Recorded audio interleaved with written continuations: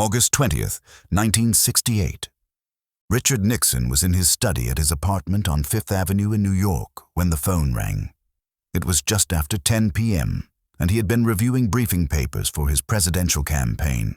Polling data from the Midwest, position papers on Vietnam, talking points about law and order.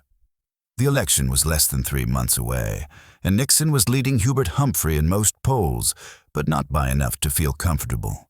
He knew how quickly campaigns could turn.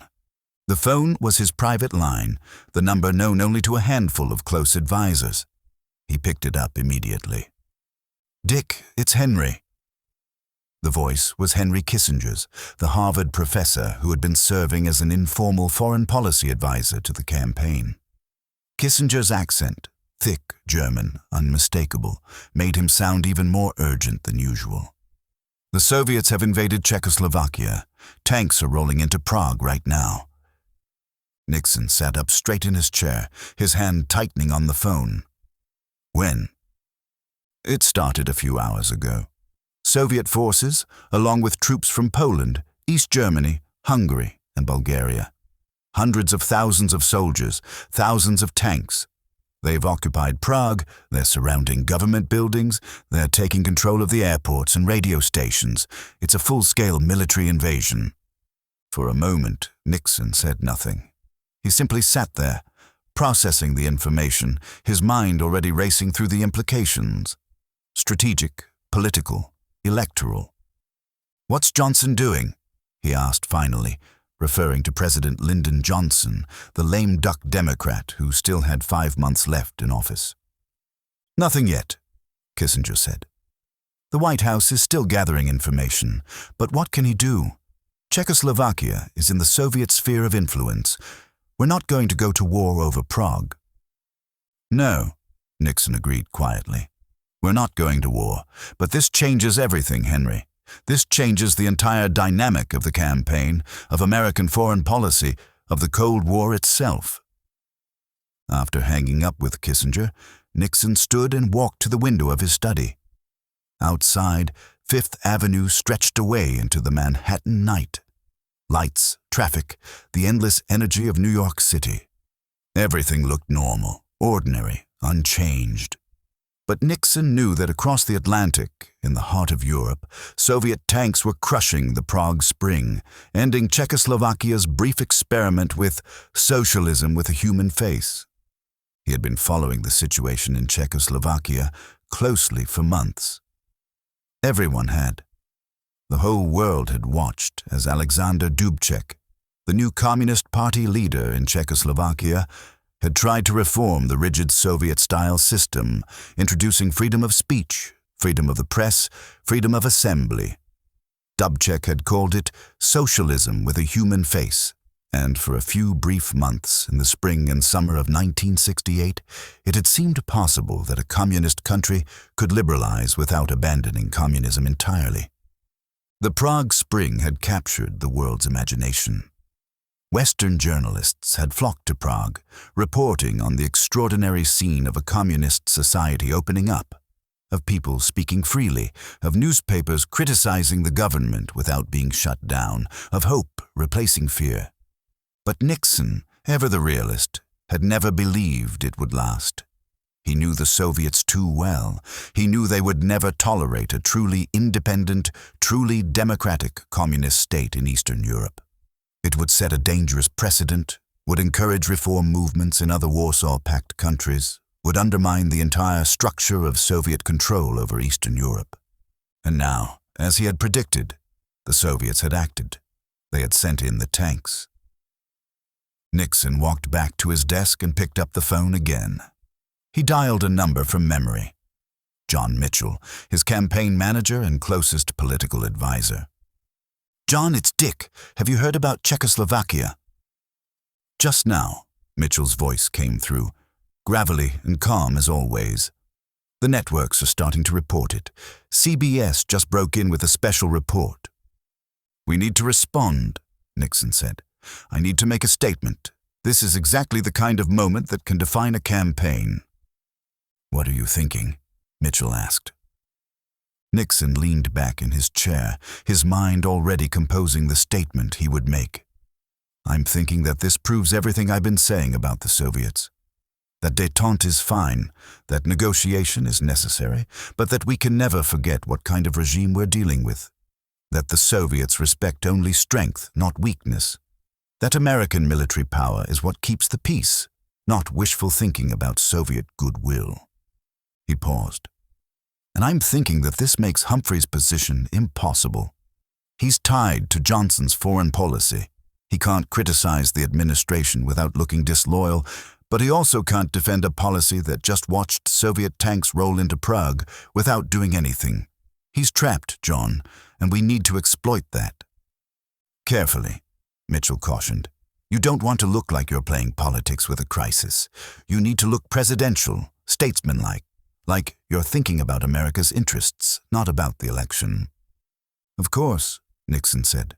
"That's exactly how I'll play it. Statesmanlike concern, principled opposition to Soviet aggression, but also realistic acknowledgement that we can't go to war over Czechoslovakia. I'll thread the needle. Strong enough to look tough, but not so aggressive that I look reckless." After hanging up with Mitchell, Nixon turned on the television. All three networks, CBS, NBC, ABC, had interrupted their regular programming for special reports on Czechoslovakia. The images were grainy, shot from a distance, but unmistakable. Soviet tanks in the streets of Prague, Czech civilians confronting soldiers, buildings burning, chaos and confusion. Nixon watched in silence, his face expressionless. He had seen images like this before. Budapest in 1956, when Soviet tanks had crushed the Hungarian Revolution. He had been vice president then, serving under Eisenhower, and he had watched helplessly as the Soviets brutally reasserted control over Hungary. The United States had done nothing then, just as it would do nothing now. Because Eastern Europe was in the Soviet sphere of influence, and the United States wasn't going to risk World War III over countries that had been under Soviet control since 1945. But the political impact, that was something Nixon understood intimately. The Hungarian Revolution had damaged the Democrats in the 1956 election, had made them look weak and ineffective in the face of Soviet aggression. And now, 12 years later, history was repeating itself. Soviet tanks were rolling again, and a Democratic administration was again doing nothing to stop them. Nixon picked up a yellow legal pad. He always thought better when he was writing, and began drafting his statement. He wrote quickly, crossing out phrases, adding new ones, refining the language until it captured exactly the tone he wanted. The next morning, August 21st, Nixon held a press conference at the Hotel Pierre in Manhattan. The room was packed with reporters, cameras, and television lights. Nixon stood at a podium, looking somber and presidential in a dark suit and tie. "Ladies and gentlemen," he began, his voice measured and grave. "Last night, the Soviet Union invaded Czechoslovakia. Soviet tanks and troops, along with forces from other Warsaw-pact nations, have occupied Prague and other Czech cities. This is a tragedy for the people of Czechoslovakia, who had dared to hope for a more open, more humane form of socialism. And it is a sobering reminder of the nature of Soviet power." He paused, letting the words sink in. "For months, we have watched the Prague Spring with admiration and hope. We have seen the Czech people exercise freedoms that we take for granted. Freedom of speech, freedom of the press, freedom of assembly. We have seen Alexander Dubček and other Czech reformers try to create what they called socialism with a human face. And we have hoped, perhaps naively, that the Soviet Union would tolerate this experiment in liberalization. Now we know better. The Soviet Union has shown, once again, that it will not tolerate independence or freedom in its sphere of influence. It has shown that Soviet power rests not on the consent of the governed, but on the barrel of a gun. It has shown that when communist regimes face popular pressure for reform, they respond not with accommodation, but with tanks." Nixon's voice hardened slightly. This is the reality of the Soviet system, and it is a reality that American foreign policy must acknowledge. We can negotiate with the Soviets. Indeed, we must negotiate with them because the alternative is nuclear war. But we must negotiate from a position of strength, not weakness. We must maintain our military power, support our allies, and never forget that the Soviets respect only force. A reporter raised his hand. Mr. Nixon, what should the United States do in response to the invasion? Nixon had anticipated this question. We should condemn it in the strongest possible terms. We should bring it before the United Nations Security Council. We should make clear to the Soviet Union that this action has consequences for Soviet-American relations. And we should support the Czech people in every way short of military intervention. Short of military intervention? Another reporter pressed. So you're saying we should do nothing militarily? I'm saying we should be realistic, Nixon replied, his tone patient but firm. Czechoslovakia is in the Soviet sphere of influence. It has been under Soviet domination since 1945. We are not going to go to war with the Soviet Union over Prague. That would risk nuclear confrontation, and no American president should take that risk unless vital American interests are at stake. But, he continued, we should learn from this. We should recognize that Soviet promises mean nothing when Soviet interests are threatened. We should strengthen NATO, maintain our military readiness, and make clear that any Soviet move against Western Europe would be met with the full force of American power. The Soviets invaded Czechoslovakia because they knew they could get away with it. We must ensure they never make that calculation about Western Europe.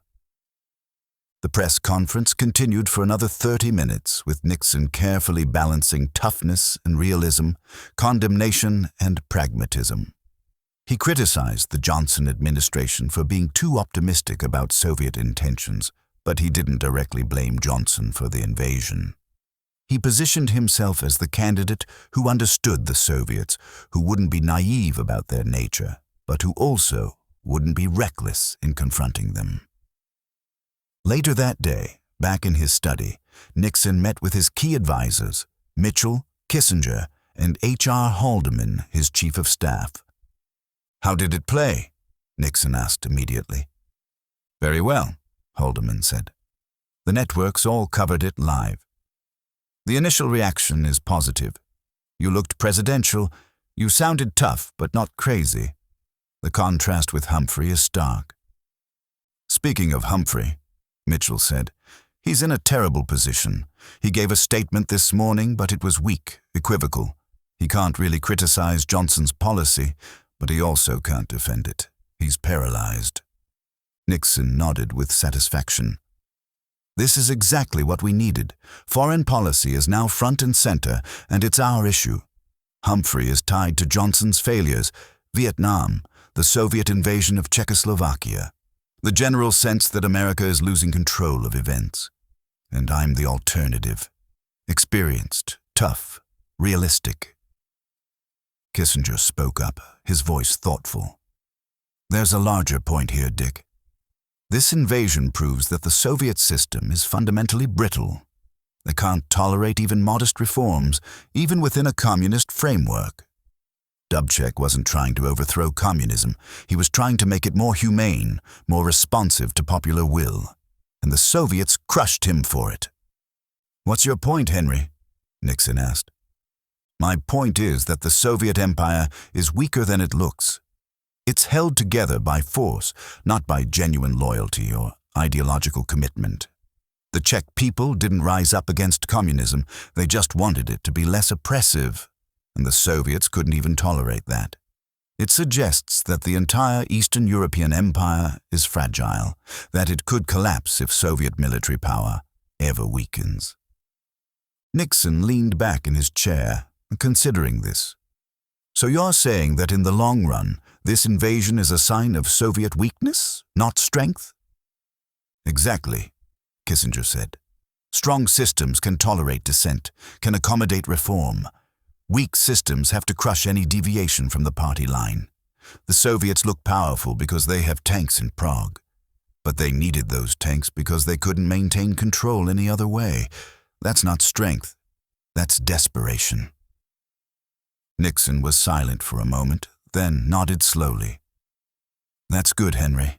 That's very good. We can use that. Not now. Right now we need to focus on the immediate crisis, on looking tough and presidential, but later in the campaign we can make that broader point, that Soviet power is brittle, that the communist system is failing, that history is on our side if we're patient and strategic. Over the following days and weeks, the Soviet invasion of Czechoslovakia dominated the news. The images from Prague were heartbreaking. Czech civilians confronting Soviet soldiers, asking them why they had come. Jan Palach, a Czech student, setting himself on fire in protest. Dubček and other Czech leaders being arrested and taken to Moscow for consultations. The world watched in horror and impotence.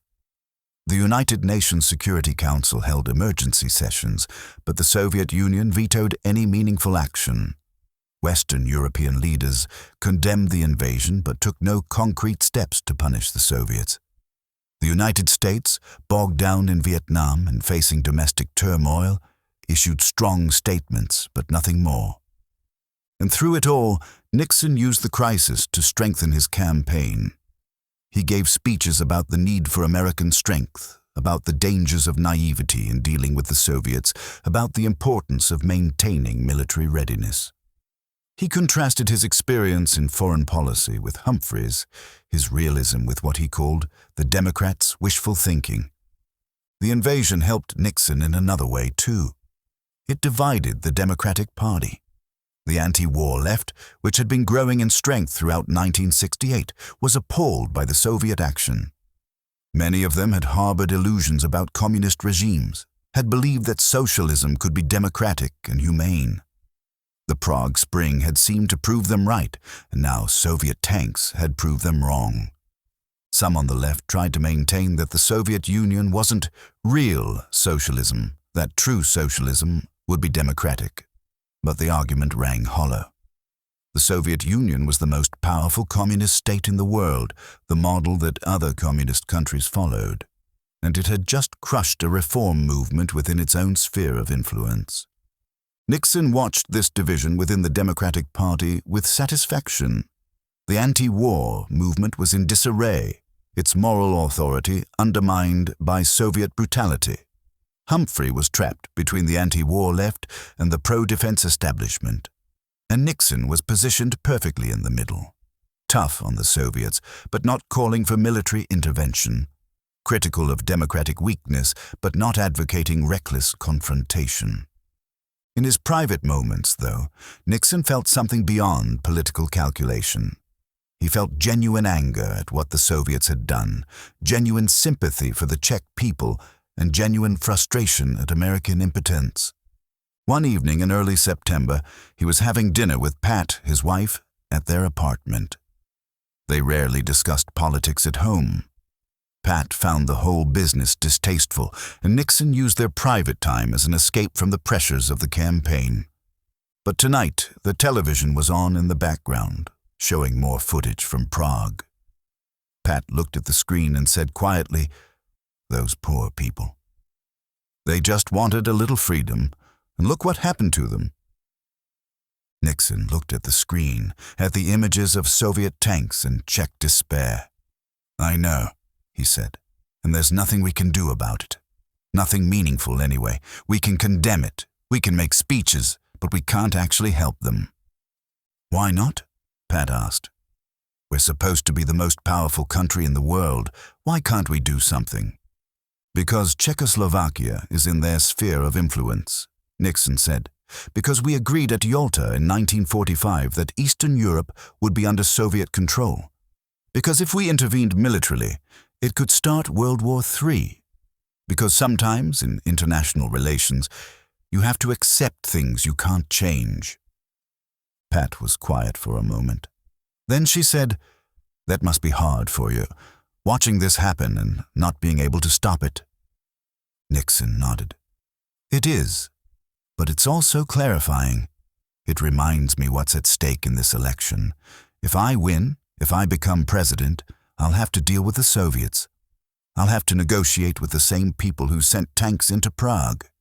And I'll have to do it without illusions, without naivety, without forgetting what they're capable of." He paused. "That's what I meant when I said we need to negotiate from strength. Not because I want confrontation. I don't. But because the Soviets only respect power. If they think you're weak, if they think you won't stand up to them, they'll push and push until you have to either surrender or fight. But if they know you're strong, if they know you'll defend your interests, then they'll negotiate seriously." Pat looked at him. "And you think you can do that? Negotiate with them without either surrendering or starting a war?" "I think I can," Nixon said. "I think I understand them better than most people do. I've been dealing with them since I was vice president.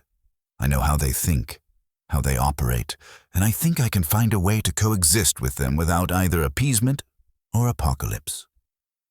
On November 5, 1968, Richard Nixon was elected President of the United States, defeating Hubert Humphrey by a narrow margin. The Czechoslovakia crisis hadn't been the only factor in his victory. Vietnam, domestic unrest, law and order, all played roles.